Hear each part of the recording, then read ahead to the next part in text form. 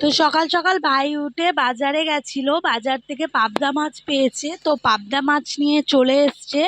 তো আমি সকাল সকাল পাবদা মাছ নিয়ে বসে গেছি কাটতে। আমি কখনো পাবদা মাছ কাটিনি, এই প্রথম। আমি খুব আনকমফোর্টেবল ফিল করছিলাম যে কিভাবে কাটতে হবে, হাত কেটে যাবে কি, ভয়ে ভয়ে একটু কাটছিলাম আমি। তারপরে একটা মাছের পেট দিয়ে দেখি ডিম বেরিয়েছে, আর মাছের ডিম খেতে তো আমি খুব পছন্দ করি। তারপরে আবার কাটতে কাটতে আর একটা মাছের ডিম দেয়, টোটাল দুটো মাছের পেটে ডিম ছিল।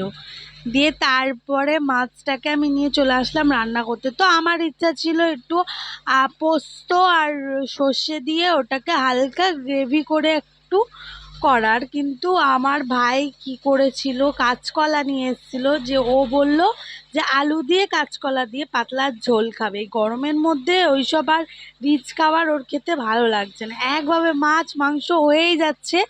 সেই কারণে ও বলল যে আমি ওই পাবদা মাছটা এনেছি আর কাঁচকলা নিয়ে এসেছি, তো ওইটা আলু দিয়ে ওটা ঝোল পাতলা করে। তো আমি তাই করলাম, দেখলাম ঠিক আছে, ওর পছন্দই করা যাক।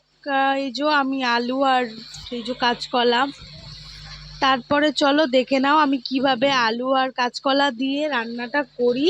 জানি না তোমরা কিভাবে রান্না করো, আমাকে একটু কমেন্টে জানিও, আমিও সেইভাবে একবার ট্রাই করব। আমি যেহেতু কোনো রকম রান্না করি, খুব খারাপও করি না খুব ভালো করি না, বাট মাছটা এত টেস্টি হয়েছিল রান্নার পরে, তোমাদের কি বলবো।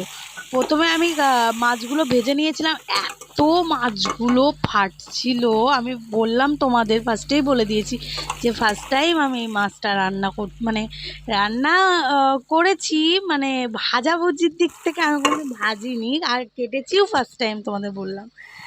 তো তারপরে মাছটা রান্না করলাম, তো ভালোই হয়েছে। তার মধ্যে কিছু কিছু তোমাদের সাথে দেয়া হয়নি ভিডিওটা, কিভাবে রান্না করলাম অতটা, কোনো রকম যেটুকুনি পেরেছি দেখিয়েছি। তো নেক্সট ভিডিওতে আরও ভালো করে তোমাদের সাথে ভালো কিছু নিয়ে আসবো, ভালোভাবে দেখাবো। তো আজকের মতো এইটুকুনি ভিডিও, টাটা।